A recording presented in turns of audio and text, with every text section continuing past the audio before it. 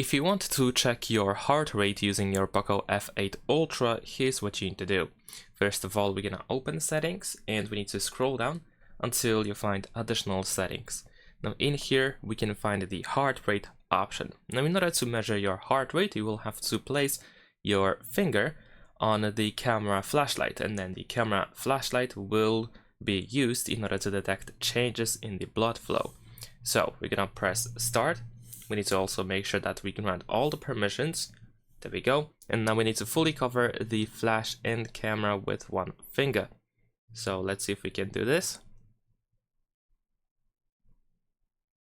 We also have to cover the camera, apparently. Which one is it? I'm trying to figure out. There we go. It is this one. And of course we need to keep holding our finger.